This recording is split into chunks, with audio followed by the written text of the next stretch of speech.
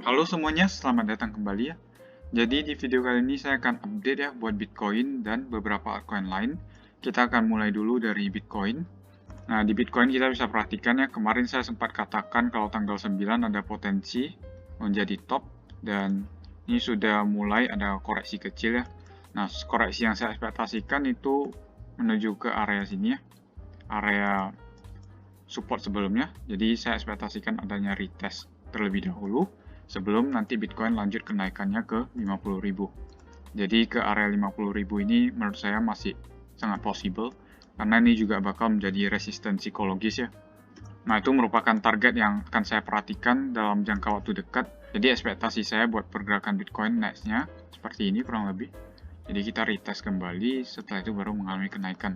Nah, skenario yang lainnya kita juga bisa sideways ya di area resisten ini, setelah itu lanjut ke 50.000. Jadi ada dua skenario untuk saat ini. Nah, jadi itu yang perlu diperhatikan buat Bitcoin. Overall sebenarnya saat ini udah cukup bullish ya, dikarenakan area resistennya sudah di break.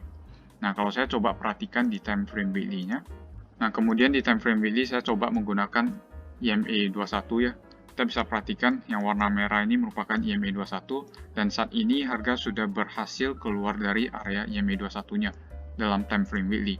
Dan ini merupakan tanda yang cukup positif buat Bitcoin. Tapi tidak menutup kemungkinan kalau kita bisa retest kembali ke area EMA21-nya sebelum naik lebih tinggi. Jadi itu yang perlu teman-teman perhatikan. Nah, kalau diperhatikan ini EMA13-nya juga udah mulai cross ke atas EMA21-nya. Itu juga bisa menjadi tanda yang cukup positif, di mana kita bisa ekspektasikan bias dari trend selanjutnya itu lebih ke atas. Nah, itu ya kurang lebih view saya buat Bitcoin saat ini. Overall di candle weekly dan daily udah cukup bullish, dikarenakan multiple resistance sudah di break ya. Oke, seperti itu. Selanjutnya kita akan bahas Ethereum.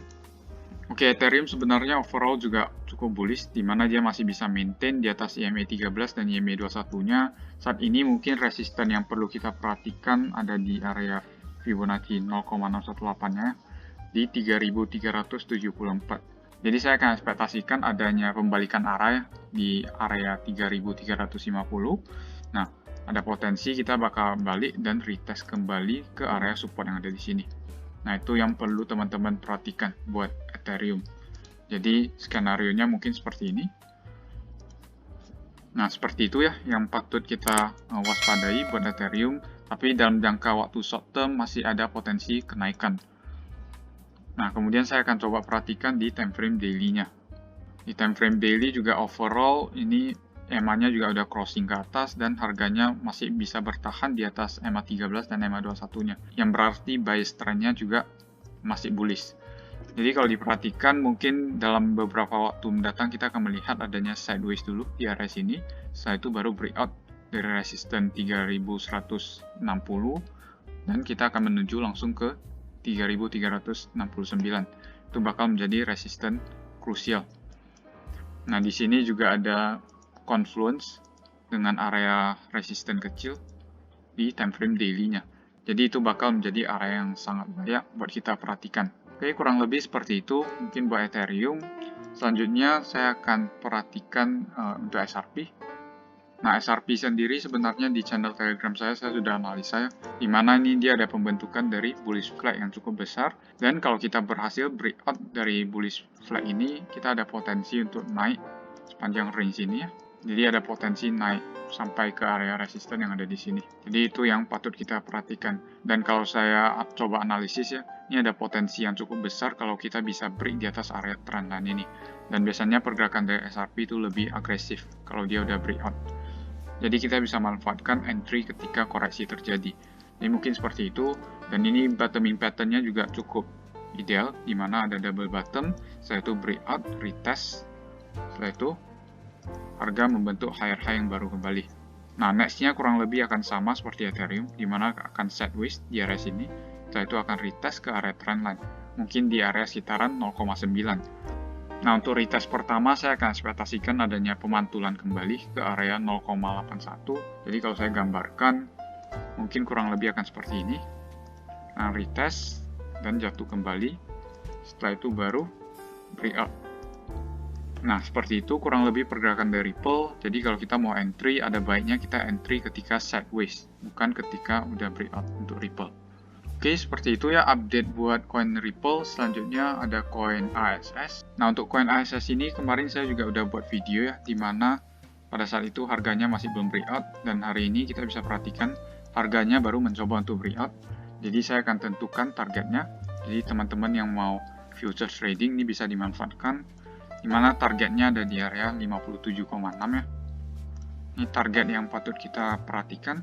Selanjutnya target keduanya ada di sekitaran 63,3. Jadi itu yang bisa kita perhatikan sebagai area TP. Nah, ini tadi saya juga sudah sempat entry ketika breakout terjadi. Jadi kemungkinan besar saya akan hold sampai ke area sini sebelum melakukan take profit. Oke, seperti itu kurang lebih buat koin ASS. Nah, di time frame 4 jamnya sebenarnya juga cukup impulsif ya pergerakannya. Jadi harusnya untuk capai 57,4 ini sangat gampang. Kita tinggal tunggu satu candle lagi, harusnya ini bisa dicapai. Tapi buat teman-teman yang mau masuk spot, ini saya tidak sarankan ya, karena terlalu FOMO juga. Ini dia udah breakout terlalu jauh dari area resisten. Dan risk to reward yang kita dapatkan tidak akan begitu bagus lagi. Oke, seperti itu kurang lebih buat koin ASS. Jadi dalam jangka waktu dekat saya masih mengekspektasikan adanya kenaikan kedua area ini. Oke, selanjutnya saya akan bahas koin SEN. Oke, jadi ini merupakan koin SEN. SEN ini juga merupakan NFT ya. Kita bisa perhatikan ketika ASS-nya pump, SEN-nya juga mulai ikut pump ya. Jadi untuk target SEN mungkin kita bisa targetkan ke area resisten yang ada di sini dulu. Di sekitar 0,75 sampai 0,78 ya kurang lebih. Jadi kita bisa targetkan ke area sini kalau mau short term trading. Tapi untuk target medium termnya saya masih lihat dia ada potensi untuk breakout dari area resisten 0,9. Dan kita bakal coba retest ke area 1,1 dolar. Jadi itu dua area yang patut kita perhatikan ya dalam medium term 0,9 dan 1,1.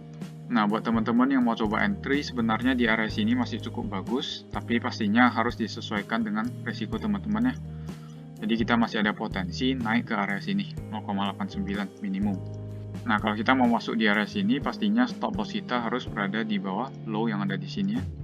Dan TP kita bisa targetkan minimum ke area 30% ini. Risk to reward-nya 1,75, jadi masih sangat ideal kalau kita masuk di spot ataupun futures. Oke, jadi kurang lebih seperti itu buat koin SEN. Selanjutnya ada koin Alice. Nah, koin Alice juga kurang lebih sama. Kita masih bisa ekspektasikan satu wave ke atas ke area sekitaran mungkin 19 ya, 18, 19 di area sana. Itu yang patut kita perhatikan nantinya. Nah, ini kalau saya perhatikan secara Elliott Wave, saat ini kita sedang berada di dalam wave 4 ya, dimana setelah wave 4 kita bisa ekspektasikan adanya kenaikan ke wave 5. Nah, ini yang saya ekspektasikan movement yang bakal terjadi selanjutnya. Jadi kalau saya tarik Fibonacci, nah untuk wave 5-nya biasanya targetnya ada di area resisten 1,618 Fibonacci extension ya, dan ini juga confluence dengan area resisten. Jadi itu sangat patut kita perhatikan buat koin Alice ini. Dan opportunity-nya sebenarnya untuk saat ini masih berada di dekat area support, jadi stop loss kita bisa pasang mungkin di dekat area support sebelumnya, kemudian TP kita bisa di area merah ini. Jadi masih ada potensi, walaupun kalau kita perhatikan mungkin kita juga masih ada peluang sideways sementara, tapi selama high low ini tidak di break, potensinya masih bisa ke atas. Jadi kurang lebih mungkin seperti itu buat koin Alice. Nah, ini merupakan trading plan untuk medium term ya. Jadi buat teman-teman yang mau ngikutin harus sesuaikan dengan resiko teman-teman. Oke, mungkin seperti itu ya buat koin Alice. Selanjutnya nih koin request teman-teman, ada AOA. Nah, untuk koin AOA ini dia baru saja breakout dari area resistennya. Sebenarnya ini sign yang cukup bagus, tapi candle 2 hari yang lalu sebenarnya tidak begitu bagus ya, dimana wick-nya lumayan panjang, dan biasanya ketika candle ini muncul kita bisa ekspektasikan pergerakan yang lebih sideways. Jadi mungkin kita akan sideways retest support terlebih dahulu sebelum melanjutkan kenaikan. Nah, untuk target kenaikannya bisa ke arah sini. Tapi perlu diingat kalau trennya secara jangka panjang masih bearish. Jadi itu yang patut kita perhatikan. Kalau saya pribadi saya tidak akan entry sampai adanya perubahan tren.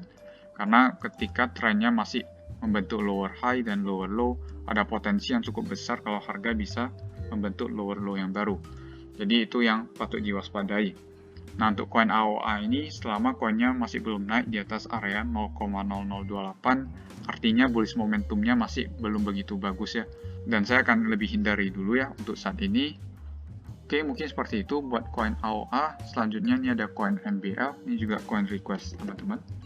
Nah, untuk koin MBL ini sebenarnya juga hampir mirip seperti AOA, di mana ini ada satu candle dengan wick yang cukup panjang, tapi ada tanda-tanda bagus ya, di mana saat ini MBL sudah mulai membentuk higher high yang baru. Jadi itu bisa menjadi petanda yang lebih positif buat MBL untuk saat ini. Tapi pastinya kita juga harus lebih hati-hati, karena biasanya seperti yang saya katakan tadi, ketika ada satu candle dengan wick yang lumayan panjang, kita bisa ekspektasikan pergerakannya lebih ke sideways to down. Jadi itu yang perlu diwaspadai untuk saat ini. Nah, untuk MBL ini kalau mau entry sebenarnya bisa ketika ada retracement, tapi kalau saya pribadi saya akan lebih mencari koin yang fundamentalnya lebih oke ya buat di entry untuk mengurangi resiko yang kita alami. Oke, jadi kurang lebih seperti itu ya analisis saya buat koin MBL ini. Nah, buat teman-teman yang mau request koin lain bisa langsung tulis di kolom komentar. Nah, kemudian buat teman-teman yang belum join di channel Telegram saya bisa langsung join. Nanti ada beberapa koin akan saya bahas juga di sana. Oke, sekian saja untuk video kali ini. Terima kasih sudah menonton. Sampai jumpa di video berikutnya.